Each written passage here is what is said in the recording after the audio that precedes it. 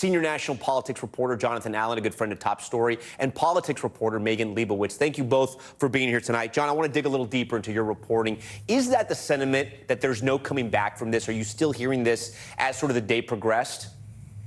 Yeah, there's certainly some of that sentiment within the Democratic Party. I've heard that from other Democrats. Obviously, we reported that last night with a number of sources, including lawmakers, Democratic operatives, and strategists.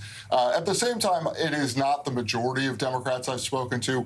I'd say there are three buckets. There's the one bucket that says Joe Biden needs to drop out. Like the New York Times editorial board just said. There's a bucket of Democrats who say this was one bad debate performance, as you heard Governor Gavin Newsom say. And then I think there's a third group, including a couple people I spoke to today, donors, operatives, who say they want to see what the polling looks like a week or two from now and see if the bottom drops out of Biden's polling, particularly among Democrats, who he needs to reassure in order to have his base show up. So I think at the moment there's at least going to be a little bit of a pause in some of the calls. We haven't heard elected lawmakers on the record yet, elected officials really on the record yet. So we'll have to see how this plays out. But the Democratic Party is split right now over the question of whether their nominee can continue, and that is not a place Joe Biden wants to be. John, you mentioned the New York Times, and if you go on the website right now and you look on the right-hand side, you see 5 editorials back-to-back, 5 op-eds, right, starting with that first editorial.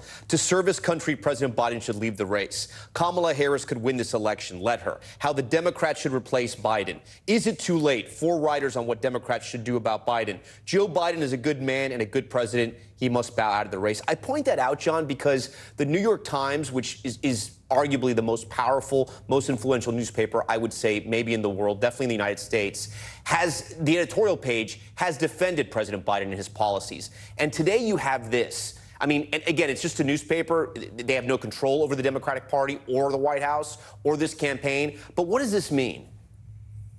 Yeah, they are, even though they don't have control over the Democratic Party or the White House, they are the most important voice for progressives in terms of their editorial page, their op-ed, and their in-house editorials, the editorial board, like the one that just came out. So this is sort of a thought leader for the left, and that's an important marker for Biden now. You saw Barack Obama come out in defense of him today. You saw Bill Clinton, former president, come out in defense of him. I think the Biden camp is hopeful that those voices will outweigh the influence of the Times and its op-ed writers that you just showed all those clips from. But they are struggling right now to figure out how to respond to this. The campaign's response that the last time Joe Biden lost the New York Times editorial board endorsement, it came out well for him. Well, it's not really an apples-to-apples comparison, because the last time was when there was a dual endorsement of Amy Klobuchar and Elizabeth Warren 4.5 years ago in the Democratic primary. The reason this matters so much is that we're talking about a general election, and this voice that is an influencer on the left is coming out against it. Megan, I want to get you into this conversation, right? Despite those calls to step down, President Biden was adamant today about staying in this race. And you have to really think, right? He's fought his whole life to get to this point. He is the leader of the free world, the commander-in-chief. Why would he step aside? And is there anybody that could change his mind? No, that's a great question, Tom, and thanks for having me. The short answer is there are very few people who could actually make an impact on how President Biden is viewing this race. That would likely come down to President Barack Obama, sources say, or his wife, the First Lady, his closest confidant. But as you and John mentioned earlier, President Obama is already backing President Biden in this. He posted to X, and he acknowledged, though, that this was not President Biden's finest performance. But he also alluded to his own presidential debate, referring, of course, to the one in 2012, his first face-off against Mitt Romney, which was widely panned as not his finest performance. And so Biden world, his closest allies seem to really be circling around him and continuing to stand by him as he continues to face these criticisms from people like the New York Times editorial board and politicians and strategists who are deeply concerned about his ability to continue. John, Republicans have been sounding the alarm about the president's mental fitness, and the White House has pushed back adamantly on this, right?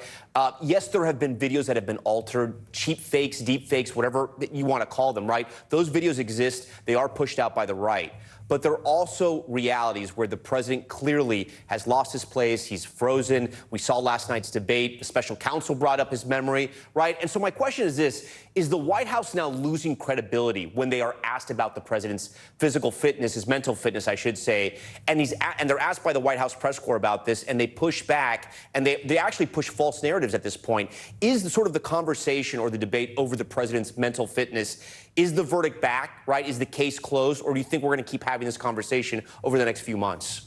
Yeah, Tom, fortunately for everyone, I'm not a doctor, so I can't speak to his actual mental fitness. But what I can tell you is the White House has been denying what I think a lot of the public sees with its eyes for a very long time, and what was very evident yesterday, which is that the president doesn't have the fastball that he used to have, that he does get lost in his speech, that he does seem to forget where he is in terms of the argument that he's making. And I think the White House does lose credibility when they tell people that they should believe the White House and not their lying eyes, so to speak.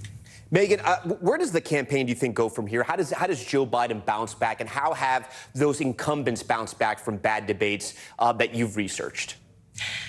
Right. So there is definitely a history of incumbents underperforming in their first presidential debate of the general election season. You know, from sources who I've talked to, former advisors, strategists, historians, you know, they say that it comes from this place of being insulated in the Oval Office, hearing, yes, Mr. President, for 4 years. But this time seems to be different, is what they're telling me now after last night's debate performance. I had one Democratic strategist refer to President Biden's performance as a, quote, biblical implosion. I had another historian describe his performance to me as it seeming like President Biden was cast adrift and unable to swim. So there certainly is concern as to how this debate for an incumbent does measure up historically.